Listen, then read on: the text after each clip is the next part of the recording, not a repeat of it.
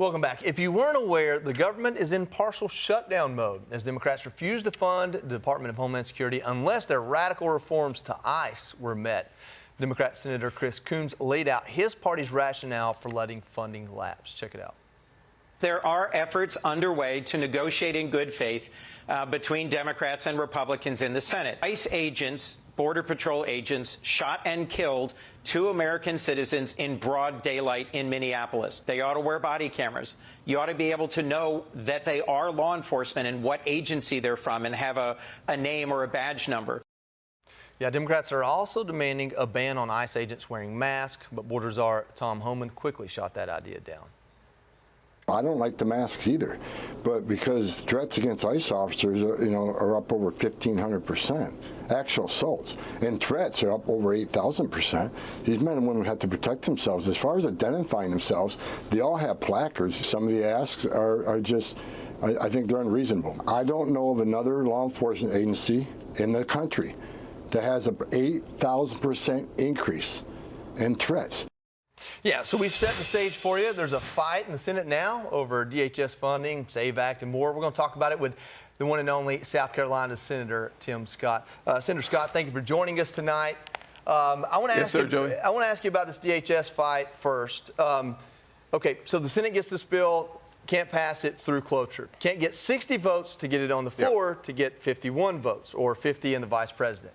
That's the way the Senate works. Right now, today, that may change. I don't need you to weigh in on that. What I want to know is why don't you ask the House to send you a bill that has no ICE funding in it whatsoever, pass that so that TSA, Coast Guard, FEMA, the rest of DHS is funded.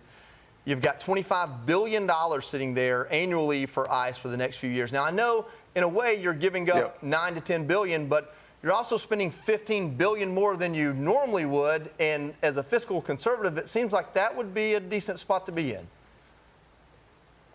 Joey, let me just say this to every single Democrat standing in the way of funding DHS. Shame on you. You're making our homeland, the United States of America, less secure because you're trying to make a political point. You're not trying to make a difference. You're trying to make a political point because, as you just alluded to, in the Working Families Tax Cut bill, we funded the vast majority of ICE through 2029. And so what you're seeing today, Joey, are Democrats literally leveraging our national security to make a political point, not a difference, not taking care of the home front, not funding TSA, not funding those who need FEMA to come in after a disaster. We're talking about leaving our Coast Guard unfunded. Why? Politics, not to make a difference, but to make a point. And Joe, I'll go one step further. Not only should they be ashamed of themselves, when they're walking through the airports over the next several days, they should be looking down, not into the eyes of people sometimes working paycheck to paycheck, keeping our airports safe, keeping passengers moving. It is undeniable that we've already funded 96% of the United States government through the appropriations process. Only 4% remains unfunded. That's the Department of Homeland Security, and ICE isn't an issue because the vast majority of that funding has already been taken care of previously. So what you're really seeing are stalling tactics to change the outcome of the midterm election. Thank God Almighty, it will not work. Senator, I want to turn to the Save America Act. I think it's so important. The House passed it, and now the ball is in the Senate's court, but Minority Leader Chuck Schumer is still spreading this known lie. Watch this. What they are proposing in this so-called SAVE Act is like Jim Crow 2.0. They make it so hard to get any kind of voter ID that more than 20 million legitimate people, mainly poorer people and people of color, will not be able to vote under this law. We will not let it pass in the Senate. It shows the sort of political bias of the MAGA right. They don't want poor people to vote. They don't want people of color to vote because they often don't vote for them. That's pretty insulting. Senator, first I want your reaction to his Jim Crow 2.0 line, but also, are you having any luck maybe convincing some Democrats to cross the aisle, support this common sense legislation that the American people overwhelmingly support?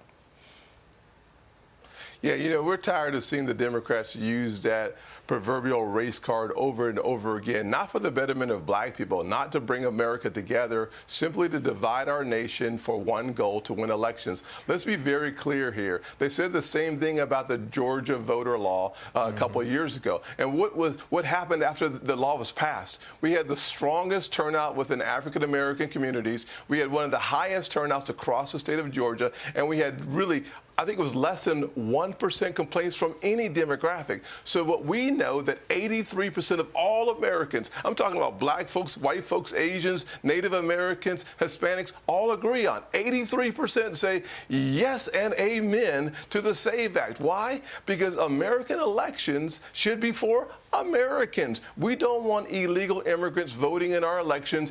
And by the way, voter ID, we know that is common sense here in the low country of South Carolina and frankly all across the South. We like to make it hard to cheat, easy to vote. We win elections when they follow the rules. Fair enough. Senator Scott, Kevin Corke here. Let me ask you, though, there's a bit of frustration, I think, among some who have supported the president, have supported his party, who feel like things should be a little bit easier with the GOP in control over on Capitol Hill. Can you assure the American people that you all are working to make these things happen expeditiously? Sometimes it feels like the process bogs things down in a way that I think a lot of voters either don't anticipate, don't understand, or frankly are vexed by the process. Yeah, Kevin, I must concede that this is an opportunity like no other to talk about the one united Republican Party, the GOP, the great opportunity party, united for one purpose, the working class coalition that made President Donald J. Trump president again, deserves for us to deliver. And he has been delivering, and we are delivering with him. Let me give you 3 or 4 quick examples. Number one, the number one issue of 2026 is affordability. President Trump has brought gas prices down to a place where they haven't been in 5 years. Number two, because of Joe Biden and the Federal Reserve interest rates spiking because inflation was so high, what you've seen is fewer Americans being able to become a first-time home buyer. Now the age is 40 years old. President Trump has specific initiatives he will embed in legislation to bring that age down because he understands the most important issue is taking care of the kitchen table for everyday Americans across the country. And number three, overall affordability has gotten better under President Trump. Remember, President Biden cost the average household to lose $1,000 a month in spending power. That is nearly an abyss, an endless hole. President Trump has filled that in less than a year, and now tax on tips gone away, overtime gone away. 80% of our seniors won't have to pay taxes on their Social Security. Why? President Donald J. Trump delivers, he delivers, he delivers. So, Kevin, the answer is emphatically yes. The coalition called the GOP will deliver for the American people. Senator, I have to ask you about CNN's reporting over President Trump's now removed social media post in which the Obamas were briefly depicted as primates. You had a viral post saying that it was the most racist thing you had seen out of this White House. And now CNN is reporting that the president is reportedly upset with your public reaction. Tell us a little bit about, have you had conversations with the president and what's your reaction to this report? The president and I spoke last Saturday, over a week ago now. So here's what I can tell you. The president and I are focused on America's priorities. What we both agree on, anything that distracts us from the American people and their priorities is bad for America's future, it's bad for his legacy, and bad for our midterms. So what are we going to do? We're going to continue to focus on delivering for the American people.